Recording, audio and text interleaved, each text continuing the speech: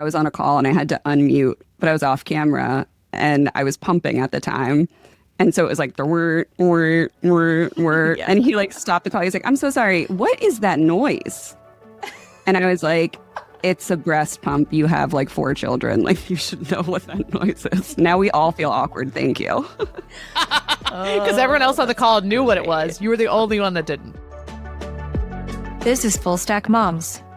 This is not a parenting podcast, nor a business podcast, but a place where we talk building careers in tech, raising kids at home, and making it work in public. Welcome back, everybody, to Full Stack Moms. We are so excited today because I have Margaret Kelsey on, who, the myth, the legend, our gal, and we're so excited to talk to her. Margaret, you can tell us a little bit about, so usually how we start is like, what's your family structure? So we have to give people context around when we talk about momming, what does that look like? And then also give us the structure of like your home and your work. So like, what does that look like? And then just we can a few of those things. I was going to say, you have like, yeah. So just start and I'll probably ask you some questions along the way. Yeah, I have a unique setup. I am divorced and engaged. So I have one biological son. He's going to be 6 at the end of the month. He spends half of the time with me and half of the time with his dad. I'm also engaged to a man who lives in Portland, Maine, and he is divorced with 2 girls. So I'm in Hingham, Massachusetts. He has a place in Portland, Maine. He also splits his time with his girls, with his ex-wife. And so there are some days that I'm down here by myself. There's some days I'm down here solo with Everett, my son. There's some days I'm down here solo with Nick. There's some days that Nick and me are with my son. There's some times that I'm up in Maine with Nick and his 2 girls. And every once in a while, we're all together. So there is no structure or routine in my life. My fiance is a firefighter, so he works 2 24-hour shifts every 8 days. So it rotates. And then my schedule is that I have Everett every Wednesday pickup to Friday drop off and every other weekend. So we have 2 households, and we're going to have 2 households until the kids are out of the house, where we can combine hopefully into one. And in the meantime, yeah, we just make it work. But I think we see each other more often than a lot of like married couples because of that time and because I can work remotely. So we're able to spend a lot of time right now. He's going to get a wheelbarrow right now because a tree fell in my backyard, and he's going to chop it down and move it somewhere. So he's so useful. That's kind. I love That's it. Amazing. And so you have had a few different setups in terms of work. So you have been full-time. You've also been consultant. You've been advisor. And now you're back full-time. So You work in-house at a software company. You can tell us a little bit about it. So Coderis is software for distribution companies. And we have a full platform, everything from CRM to like anything that you would need to run operationally your business, with more products coming kind of seems like every day. We also have a payments business as part of that, so we can process all of the payments, both AR and AP. So the company has been bootstrapped and profitable for 11 years now, has not taken any institutional funding, which is an interesting place to be in software. I think it's a fantastic place right now to be in software. And distribution tends to be a little bit late on the technology adoption. That's obviously changing. They tend to be family businesses. So now that the younger generation is coming up into the leadership, that is changing pretty rapidly. But we're really helping modernize distribution as a whole and bringing technology into those companies. So it's fun because we're growing really rapidly, and we have a fanatical customer base that really loves us. So that also feels good in technology to be working at a software company that kind of really does the thing that they're promising. That's a good place as a marketer to live. Oh, yeah. Absolutely. It is ideal. So would love to talk a little bit about, so everything we talk about here is kind of like women of our generation that have big jobs, wanted families, are trying to figure out, you were actually the first person that ever said to me, it's fine if you work outside of work hours as long as you life inside of work hours too. Like you have to let both of those things combine. I'm trying not to cry on the podcast that often, but talking to Margaret will probably make me cry. just because of the time in my life in which we met and how critical that was. We actually had Courtney Nugent on the podcast last week. So we both worked for Margaret at OpenView. And she was such an amazing example to us of what it could look like to be a complete badass and have a family, right? And what that looks like, and not sacrifice either one, really. And so, Margaret, I'd love to hear about your decision to have a family while you were working. I know you also had your child at a very pivotal time in March of 2020. So, and what that Don't looks like. recommend the timing. Recommend having a kid, not the timing. Well, hopefully that never happens again, so it won't be relevant, but once in a lifetime, hopefully. But want to hear a little bit about that, and then your choice to go fractional and what that meant to you, and then maybe your choice to go back in-house. I always wanted to be a mom. I kind of thought, actually, even like after college, that I was going to be, get married young and have a bunch of kids. And I really weirdly didn't have a lot of career aspirations as I was like coming up through my life. And it ended up being, not too late, but I think I was 30 or something. He's 6. I'm going to turn 38. In my early 30s, I finally had it right. And at the time, I was at a company called AppQs. And I remember OpenView reaching out to me and saying, hey, we have this open position for a head of marketing, it might be interesting to you. And I remember going home and being like, well, I'm 6 months pregnant. I can't do that, And I remember my ex-husband at the time was like, why don't you just have a conversation with them? So I got hired into OpenView when I was, I believe, 8 months pregnant. Oh, wow. 7-8 months pregnant. I was waddling already, So right. So you took an Uber every day. Yeah. Yeah, thankfully they were really supportive of, me joining for a couple months and then taking my 3-month maternity leave. It just so happens that, I got sent home before my maternity leave because COVID was afoot. Yeah, I had Everett March 29th of 2020, which was like the time that we weren't even wearing masks yet because there weren't enough in the hospital for the healthcare workers. So that was a trip, and probably another reason why I was a one and done kind of mom. I don't know if I can repeat that, knowing it would be different. But yeah, so at the time, I think I really knew, I kind of gave myself the maternity leave to be like, would I want to go back to work or not? And I think it was very clear early on in the maternity leave that I really loved work and I really loved feeling like an adult. And I think in that first postpartum period, you feel like a milk cow and a, butt wiper. And the math that you're doing is just like, okay, well, sleep timetables and eating timetables and stuff like that. And I was really excited to go back and use my brain again in that way. So after a couple of years at OpenView, I knew that it was time, based on the company's goals and how far I had gotten the team, and everyone was ready to kind of, like, I didn't feel needed anymore. I really loved like the coaching aspect of leading a team, but the systems were set up. We were functional, like all systems go. So I thought about leaving and what would be a next step. And I didn't want to go to any tech company. Nice. I really was just like, I don't think there's a company out there that I would want to go in-house right now.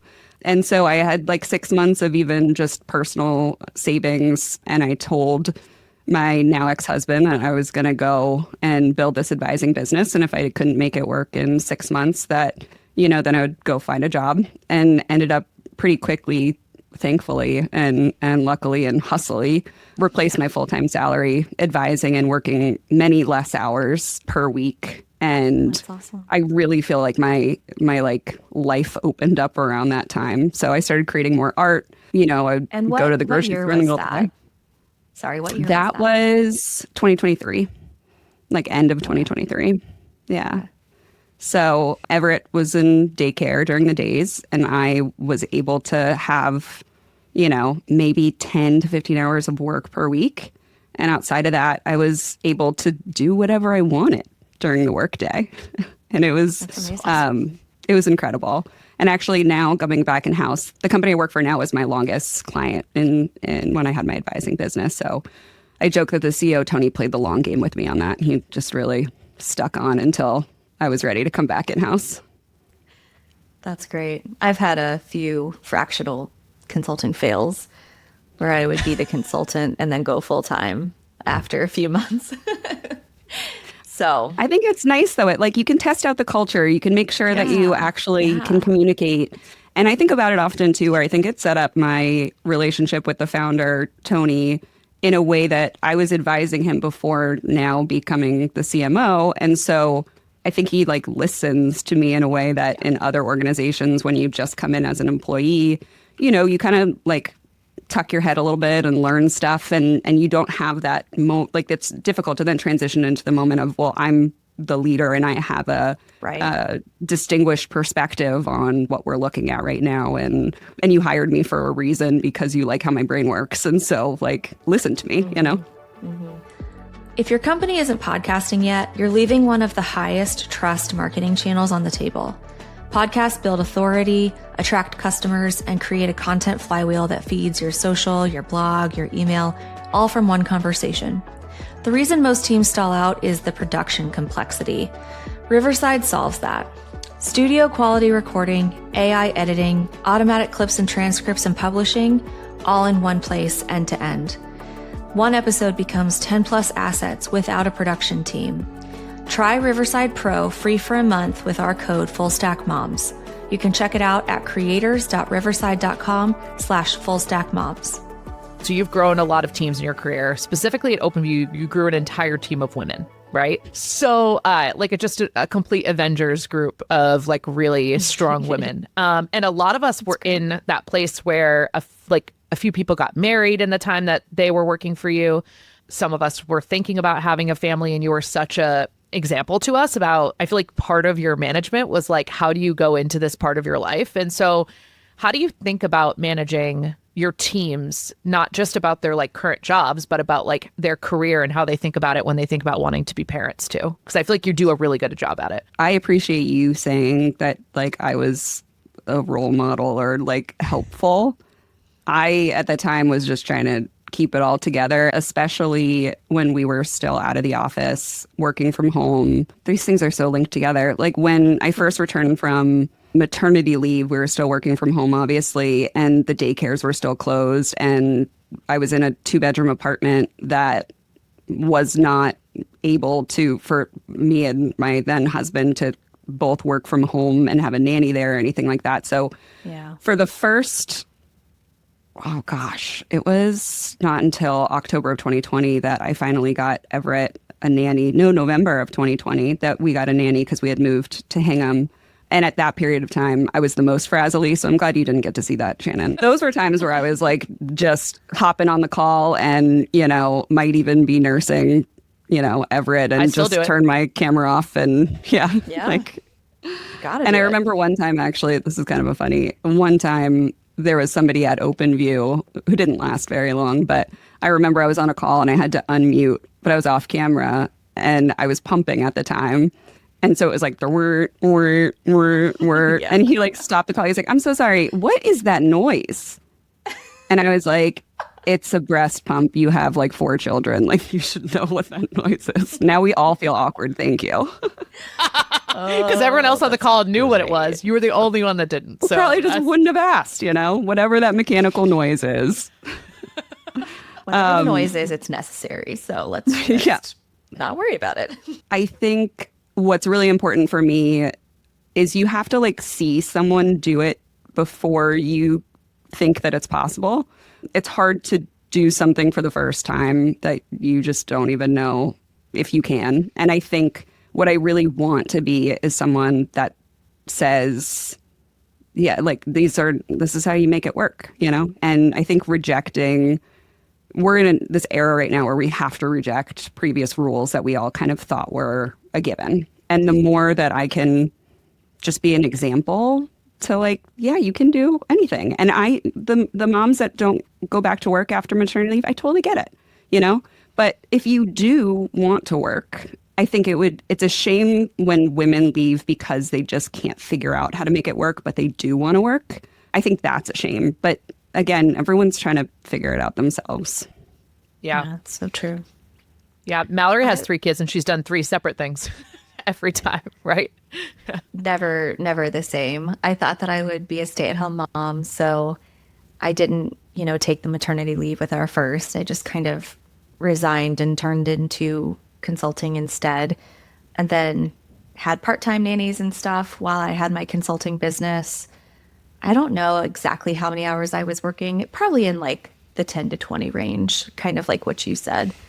And then I kind of just realized I think I'm happier when I'm part of a team and a company. And so that's kind of where I'm at now, I think, for the foreseeable future. But it's, you're trying to figure it out. And for people who do have more than one kid, it's typically the same, or it's not the same between the two kids, right? So you've got child number one and a whole set of circumstances you're trying to get through. And then the next one, all your circumstances might be different or they might not. And having to just do that math and make that plan every single time, I think is hard.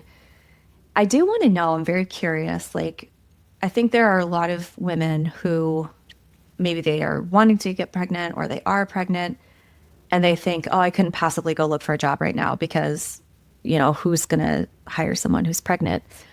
And so I'm wondering how you approached, that conversation with OpenView. Obviously, they came to you, so that part was perhaps a little different, but I'd love to hear how that all went down with you being, pretty pregnant when you were interviewing. Yeah, and I think that it was rare and special. And actually, we joked about it because OpenView had done that a couple other times where they poached a pregnant woman from a different job. And so I was like, smart strategy, honestly. You can get some top level talent. Play to the be long like, game. Come on over here, amazing healthcare. You can take your maternity leave and you don't have to like vest before you take your maternity leave or whatever. So I do think that was very specific and special. I think that fear, like we have to say it's not an unrealistic fear, right? Mm-hmm. I think that the world still works in a way that judges women even when they get married, that sometimes leadership will have private conversations about, well, how long do we think we have until she gets pregnant? We still live in that world.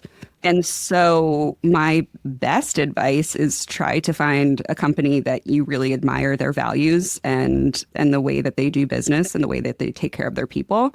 It's tough, right? I think especially founders who maybe haven't gotten married or had kids yet, they might just not be able to figure that out. Right. So, I think the best is probably try to find a company that has leadership that have families too. Try to it's such a good point. Yeah. Yeah. The young kids just don't get it. They do not. Yeah. I remember finding out I was pregnant a month after starting at Mad Kudu. And I was like, oh no. I literally went to OpenView to be like, this is a place where I can have a baby. Margaret did it. Sam did it. Like all these people, I was like seeing all these women do it. So I was like, great. And then I couldn't get pregnant while I was there. And not for lack of trying. I just couldn't get pregnant. So then I start this VP of marketing job at a Series A, like a psycho that's based in San Francisco that I'm going to have to travel every other month or like every quarter or whatever. And I find out it was 2 months after I started that I was pregnant. And I remember being like, oh no, like obviously so happy, right? Like it's the only thing I'd wanted for so long. But also I was like, I just met this leadership team. Like the CEO had 4 kids, but he also had a stay-at-home wife. So I was like, that can be dicey. Like, how is he going to react? And I remember the head of sales, the VP of sales at the time, announced that his wife was pregnant and like in a leadership team meeting. And I was pregnant at the time. And his wife was less pregnant than I was. And I was like, oh, I'm probably going to tell him soon. Whoops. And we were like going. Me too. Me too. I almost said that. I almost was like, hey, so while we're on the topic, it does seem like I will also be taking a leave. And our parental policy for men was, or like the non-birthing parent, I think was less, right? Like then, but only one person had ever had a baby in this company and they were French. So like you're dealing with French laws, which is like totally different. So I think they ended up moving to the US. So like, I think there was like some version of a maternity leave. Like the previous head of marketing had a baby, but there was no like policy, right? It was kind of like, well, I don't know, like we'll figure it out. But I do remember telling him being so nervous and him just like jumping out of his seat, excited for me. And Oh, I was like, wow, I did not see this going that way, which is like sad that's the way I went into that conversation. But he was like, Shannon, I could not be more excited for you. Like, this is the best thing you'll ever do. Just like totally took the CEO hat off and really like, yeah, Mallory, you know Sam. He's just such a good person. So like he was like, and he talks about his kids all the time and talks so highly about how his wife like has managed their lives, right? Like with all 4 of their kids. And so it was actually a very positive experience. And they tried really hard to like have me have a good leave experience, come back. Like there was just a lot of business stuff that was going on that like was different at the time. But yeah, I remember being terrified to tell them. And I want to point out, like, you had no data that it was going to go any other way except for, like, I'm so happy for you. And you were still terrified, right? I know. Like, it's still the fear that lives in our head of, like, is this going to change the way? And the statistics back it up, right? For every kid a man has, his salary goes up. For every child a woman has, her salary goes down. Like, it's happening in the biggest data. Yeah. it's that real. Yeah, women's earning potential lowers with every child she has, and men's will increase with every child that they have. Oh my god. So yeah, I mean, fact check me on that, but I'm pretty sure. I'm pretty sure I read I'm it just gonna somewhere. trust you. Insane. I want to find the stat so that we can like inform people of how mad that is, like how crazy that is. Because the expectation is that the mom is going to handle the sick days, is going to be less reliable, is going to need to take them to doctor's appointments and things like that. Like we've set up this expectation that the husbands, if there is a husband in the house, is going to not be the primary caregiver. And it's absurd because, you know, employers aren't asking like, well, how do you set up your household? You know? Yeah, It is how do you like a decide very who's going to do the dishes. Yeah. Well, whoever's standing near them, like that is who's How gonna do egalitarian is your household? Okay, we will keep your pay the same. I know. And I think it is fascinating because I navigated through this with Sebastian a little bit different than we are with 2, because 2 is like, Jesus, like you're like, it's just like a lot, you know? Mallory, I don't know how you're doing it. Like I'm hanging on by a thread over here. And so all your kids are alive. I saw them all eating snacks, so I know they're there. It was interesting to talk to some of my friends that have a primary parent and a non-primary parent kind of like in their setup, which definitely works for some people because of the nature of your relationship. And like, but for us, we just didn't have that. We were like, there wasn't a primary parent. So it did require a lot of talking all the time because the like expectation that one or the other would take something was really different. And I think it was the nature of our jobs at the time too. And now my husband is back to work at he's a union electrician. His hours are very strict and he has no service in his like on his phone when he's at work. I just have the more flexible job and I have service on my phone during the day. That's like kind of how it's like that's just like practically, right? But then we figured out like how to make, you know, the nighttime a little less heavy on me and like stuff like that. Like I think it's a constant negotiation. So the fact that any employer could just assume that this is not going to change throughout your life too is like I have friends that have kids in school age and they actually have less childcare than I do because my childcare is open till 5, not till 2:00 or whatever when school ends, you know, like. Thank God for aftercare. I will say that we got Everett into the aftercare program and it's a lifesaver. I have a funny story about that primary parenting stuff though, if you want to hear it. Go. Yeah. So it's a little bit divorce related. So before I like moved out and got my own apartment, my ex and I did 6 months of an in-home separation where we were like in different rooms and whatnot. And we weren't really sharing with our friend group yet that we were separated. But we were doing like primary parent days. Like, so we were acting like, you know, like custody would change hands even though we're in the same house. And so sometimes a mom would reach out to me and be like, oh, can Everett do a play date on Saturday? And it would be like my ex's time with him. And I would be like, oh, you have to ask Ben. It's his primary parent day. And she was like, this is genius. I'm like, yeah, it's like I could be at the house. I could not be at the house. I can like go pop off to Target without checking in with him because like he's primary parent that day. And I had like convinced her. She like went back home and talked to her husband about it. She's like, all right, on the weekends, we're going to split and I'm going to get Saturday and you're going to get Sunday. And eventually I was like, yeah, so I'm moving out. That was like, we were doing a separation. And she was like, oh my gosh. But I just pitched like, hey, it's awesome to just be like, this day you're primary parent and I can go get my nails done if I want to, or go meet up with a friend for coffee and I don't have to check in with, is it okay if I leave the house and you're, Right. And so I think it was hopefully helpful for her in her relationship. It was an off ramp to one marriage, but maybe it kept someone else in a marriage. Maybe like, I don't know, like it could have been helpful. That's so funny. But I think having that language around it too is really important in a relationship or in a marriage, of like just calling out that exists, right? Like we have defaulted to me being primary parent. There needs to be some time that you be primary parent. It doesn't have to be 50-50 based on everyone's, life and work and all those different things. And Shannon, to your point, it's not even like 50-50 because of, we're both earning the same amount of money, right? I think both people's jobs have to be supported. If we've agreed as a couple that both of us are going to have jobs, then we need to split up all of those things. So there's a book and a card deck, Fair Play. I don't know if you guys have talked about it yet on this podcast. We haven't yet. No. Oh, it's amazing. I mean, it didn't work for my last marriage, but I like the concept. And the whole point is that we treat women's time as like sand on the beach, right? It's a renewable resource. There's always more time. And we treat men's time like precious diamonds. And so in that book, it talks about, and there's like a card deck, which like every decision or thing in a household, including, like planning birthday parties down to like paying taxes to like car maintenance to all that kind of stuff.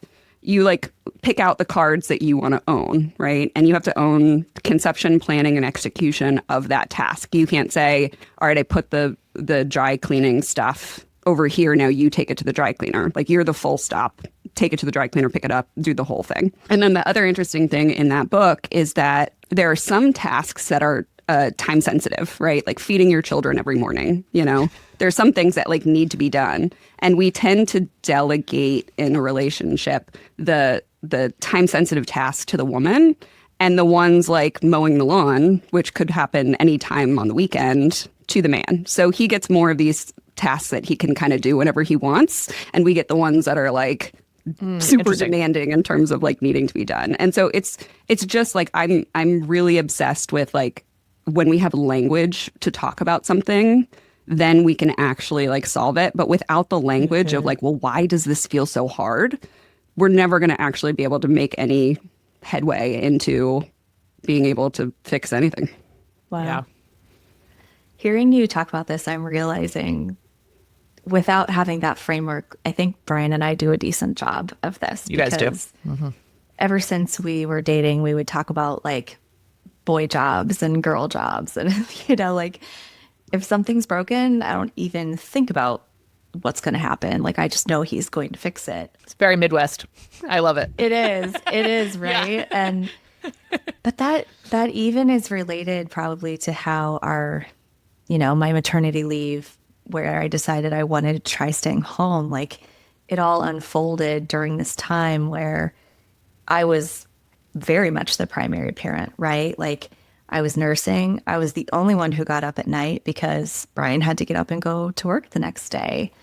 And back then, this was like 10 years ago, his company didn't have that generous of like a paternity leave, for the person who's not giving birth or whatever. And so he took like 1 week off and then he was pretty much back to work, And with one, that was fine. It was no big deal. Even though I did have a C-section and I was like recovering from a major surgery, but our moms were around. So, I will say when the next C-section is like scheduled and planned, dream. That part's a dream. Yeah. But yeah, I think that for so long, I was just like very clearly the primary parent. And I wonder how it would be now. Because now that I'm back working full time, there is no primary parent. Like we're both so 50-50. It would be very interesting to see how it would go today if we had another little one surprise us. But we're not going to, but I'm just saying it'd be interesting. You said that people plan. Mallory said, I don't know if you heard this episode, Margaret, but Mallory, it's like, no one has a third kid on purpose. Like nobody. She's like, she goes, but the fourth one people have on purpose because they decided they needed to like even it out. She's like, we're not going to do that. But I'm the youngest of three, so I feel personally attacked. That's what I said. I was like, I'm so sorry to all the third kids on the call. It always ends up being like the best possible surprise of your life. But I've done a lot of research, like 9 times out of 10, it's a surprise. Yeah. That's hysterical. Yeah, I had my first. So Mallory also had her first 2 really close together, but people are always like, "Oh, like, is it because you wanted more?" I'm like, "No, it's because I couldn't stand the idea of having to do this again, so I had to get it out of the way, Get it over with. And now I pretty much the first 3 months, if you'd asked me, I would say I'm not going to make it. I certainly am not going to make it. But now I'm like, okay, I can see how this would be cool. I still have 2 babies at the same time that are like just need very different things, but it's fun to watch the older one like have a lot of affection for the younger. And also I have to protect her from, being impaled with a hockey stick, but it's like, most of the time it's like very, very sweet. There's no I feel that. I think the thing that I'm really happy about right now is that I have 2 bonus daughters now. Yeah, that's and so cool. It's really fun. I did have some hesitation if ever it was going to be an only child his whole life. And it's fun because when we didn't have to force the family together and be like, all right, congeal, because it's probably once a month that we get all the kids together on a weekend during the school year because, they're obviously in school, so it's harder to do that. And then in the summer, we can spend some more time together. But watching the affection amongst them, and then, the 2 older ones fight like cats and dogs sometimes, but watching like Everett really love on Daisy, who's like 2.5, and like really just name. Like, yeah, Rosie and Daisy. So I got some flower children. That's adorable. That's best. And so watching that for has tattoos. Been really cool. But getting thrusted into it, like I think, Mallory, like you having 3 and then watching like you become a different mom. And what you're saying, Shannon, right now is like, when you just have 1, you don't have to worry about impalement, right, from another child. And so I realized that like I've had to learn different skills, and I'm still learning different skills of like, how do I parent 3, right? Like, because when the 2 older ones get in a fight, I can't just take Everett's side all the time. That's not fair. And I can't, not take Everett's side sometimes when it was clearly Everett was not doing anything wrong. But then how do you balance that of like, I'm not being mean stepmom, Everett protector. I'm being like, so it is wild in terms of, I didn't realize until Rosie and Daisy were in my life that like, I thought I was just like knew how to mom. And I'm like, oh, this is a different level of momming. Yes. Yes. Yeah. Oh, that's so cool, though, that they've already started to have their bond. And I can imagine, like you're saying, that's like more organic because you're not just, forcing it and surprising them. And it's like, hey, surprise, you have 2 sisters now. We have 2 sisters that live here now full time. Yeah. I feel really lucky that it's a gentler kind of exposure and that they're going to grow up throughout their lives and feel like really close cousins. They're not going to likely, well, we'll see how it goes, but I think that it's kind of a perfect setup for me, at least. I know you get like alone time, but you get family time, and sometimes you get couple time. Like I feel like we Margaret, get free childcare on our date nights, and they're biologically related to that child, right? It's the best free childcare you can have. They're with their other parent. There's no other better place for them to be. They're like, oh, we're like, sometimes we'll go out and we'll like talk to someone, sit at a bar or something, and it'll be like, oh yeah, we have 3 kids, and between the 2 of us, and they're like, where are they right now? And we're like, oh, they're with their parents. not together, separately. Yeah, they're in 2 different houses at their other parents' different house, states. And, yeah, different states. Yeah. Oh my God. That brings new meaning to the dads where it's like, oh, dad has to babysit tonight. Talk about primary parent bullshit. Yeah. When people say like, oh, daddy is babysitting the kids so that mommy can go out to girls' night. It's like, no, he's the parent too. No, he's parenting. They're not really babysitting. I know.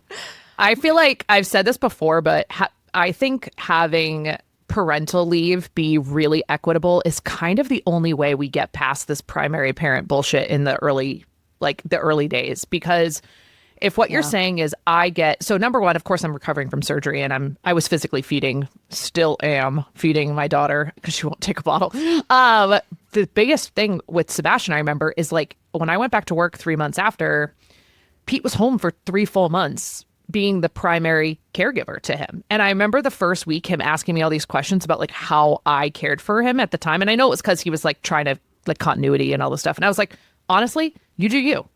You find your own rhythm. Like, I don't know. Yeah. Like, you think I knew what I was doing? I just survived every day. Like, I don't really know. Like, I used to take Sebastian out all the time because I could not be in the house. Like, I just am the worst. And Pete, I don't think left the house for 3 months. But they had so much fun, right? Like, they played with toys. Like, I'm not as good at that part of parenting. Yeah. Like, Pete's really good about like Pete's like a floor guy, you know? Like, he's like on the floor playing the thing. Like, you know, like, and I'm, you know, the car gal, like we're going, you know what I mean? Like through competence, you gain confidence, right? Like he built competence around being a solo parent and being the primary parent. I think once like you hit the toddler stage, it's like no one knows what the hell is going on. And like we are all just trying to like, True. We've made it to the dinner table 3 times this week, luckily, because that was like a big issue we've been just having.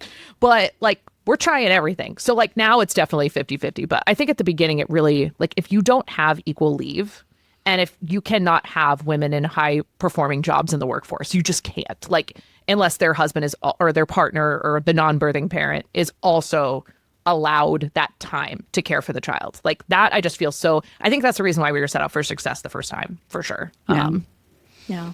I can't imagine I otherwise. completely agree. I think, you know, systemically, like the fair play stuff is helpful in like the micro, but there are so many of these systemic things that, that set us up for potential failure. And, you know, by some luck, then you're like, oh, this is how this actually works well, is that, you know, Pete had those 3 months. And yeah, I agree. I had a similar experience where my ex, I mean, we were working from home at the time because it was COVID, but I think only took a couple days off after, and then was back to, you know, he was working in sales. So back to sales calls and all that stuff. So I think it would have been interesting to have that experience where you actually have some help in the beginning bits. So we have one segment that we always do that we call our save of the week. It is either people, process, product, practice that helped you as a working parent in this last week, like something that you've done. Mallory, do you want to go first? To survive or thrive. We might have, sometimes you get to thrive. It's not always. Margaret seems to be thriving, so maybe she. I don't really know what thriving feels like anymore. Not right now. Hopefully someday soon. Yeah, so this week I'm going to default to the sappy mom gratitude. We have a funeral that we have to go to tomorrow. And, you know, I texted my mom and I said, hey, you know, we've got a funeral. Are you available on Saturday? She's like, yeah, of course. Be there. And just the level of like not having to stress about that, it was like one less thing for me to be all worried about this week or all stressed out about. And she never makes me feel guilty. She never even like, if she's debating it, she doesn't show it. She's just like, yeah, I'll be there. And I'm just so thankful for that. And, you know, definitely saved my Saturday. So thanks, Mom. Love it. So I could say we've been navigating with some challenges of a 2.5-year-old. Our negotiation around dinner, which I've talked about on this pod before, that we call Big Snack, and that has stopped working, which is fair. Anyone in our house dislike eating. So I don't want to make eating a like really frustrating experience, but I do think we were getting to the point where like it was becoming a very passive experience, and I do want it to be like some time we spend together and, you know, all that. So we have recently like redone our parts of our kitchen. A part of when Pete was kind of working more freelance, he built a nook in our kitchen, very handy, for like to eat breakfast at, which has always been my dream. I've always said any house I have, I just want like a breakfast nook next to like a big window. And now we have one. And so we've been trying to eat dinner there every night. And it's so easy to give up when it's feeling like a fight. And you're like, do we really need to do this tonight? So we've been putting his like Tony box on the table, and he gets to choose one of his figurines to listen to during dinner. And so it's actually been very successful. Unfortunately, I have listened to the story about the Wazzle Snook in Spidey and His Amazing Friends every night for the last 5 nights. You're memorizing it at this point. Oh, God. That's genius, though. Whatever works. At that age, it is whatever works. And the good thing is, at that age, There are a lot of tantrums, but they're very short-lived. I feel like once you get, like, when they say 3 is 2 with a year of experience, I do think once they get more object permanence, or like when you're getting into like 3.5, those tantrums tend to be longer because they remember more. This 2.5, you can just take something away from them, hide in a closet, and within 10 minutes, they're, on to the next thing, on to the next So I'm also building activity. skills. I'm also building skills, right? And I'm building resilience in myself as well as my child. So I think next week this won't work, but for this week, I appreciate this like little box that tells stories with very overpriced figurines that you put on top. So that was Big Snack was genius, though. Big Snack is genius. Oh, it was so I good. do Snack Plate, where it's mostly vegetables, but like maybe a couple Mal did this fun today. chips and stuff. Yeah, Snack Plate is, but like Big Snack is very similar. I do have one. Plate was our lunch today, and RIP to Big Snack, Shannon, because it had such a good run. It was. I know, but I think it might work again someday. Round 2. Yeah, exactly. She's the. We'll see. Nothing the same will work, I'm sure, but we can try. I have a real one though. I know my one before was jokey. You go. I feel like the longer days, the warmer weather, and the playing, like we're living in the 90s and just throwing my son outside on the weekends. That has been amazing. We've spent so much outdoor time, and I've literally was just like, we're not allowed to go indoors right now. So we're acting like it's going to be a 90s summer. They're going to be juice boxes thrown out the window. Go play with sticks. Like, I don't know, just go make up a game and figure it out and go play in the backyard. So the changing weather, even though March is a very fickle friend. Oh, well, Margaret, it's been so wonderful to have you here. And I appreciate you very much for coming out of your, like, a little bit of your influencer hibernation. For those that have followed you for many years. Moment. You did. Yeah, it was but I'm fine. back, baby. Back. We're so back. You hibernated We're and did so back. many things. I couldn't post on LinkedIn. I was buying a house. And getting unmarried and married. We're busy. There's a lot of important things. Yeah. Well, if people want to find you, they can find you on LinkedIn, right? But tell them about your art too. I'd love if people want to follow your art journey. Tell them a little bit about it. Yeah, absolutely. So, you can find everything through margaretkelsey.com too. It's kind of like the place to offshoot to all the different places. So you can find my art there. I like to do cyanotype work. It's an alternative photographic process where you mix these iron solutions together, and anything that you paint it on becomes photosensitive. So I've done some collages with like large scale photo negatives and other objects and things. And definitely I feel like now that the sun is coming up longer, maybe there'll be a new collection in the works. But I just really love, and my fiance now is a fantastic photographer, and we've actually now set up, we can do everything from like film photography all the way to development to printing. So we have a bunch of developer chemicals in my kitchen or in my dining room right now. So we're soup to nuts. And I do feel like since he's come into my life, like creativity is just now a part of the daily process. It's just like, like your meals and all the other and breathing. So I think that's our goal, is to just kind of create every day. And then hopefully I'll still do some of the larger collections and stuff. But it's kind of sprinkled now through all of my daily activities, rather than during that period of time that I was advising. It was like, this is what I'm doing, is making this collection. It's awesome. And I'll get back on LinkedIn and start posting some stuff. You don't want to hear my ramblings about AI. I'd rather hear yours, actually, than many others. So that's perfect. Well, thanks, gals. I hope you have a wonderful rest of this beautiful, sunny first day of spring. And it's been wonderful. Talk to you later. Thank you for having me. Thank you, Margaret. Bye. Thanks for listening to Full Stack Moms. We'll be back with more episodes that help you see you're not crazy and you're not alone. If we might be your people, please make sure to subscribe wherever you get your podcasts. Margaret, do you have one, or you want me to go? You can go, because I'm not going to say divorce her first husband as my way of... That saved you every week, not just this. Is that a framework? To our husbands, we love you. No. Have your kids with your first husband and then go find the love of your life. What a good setup.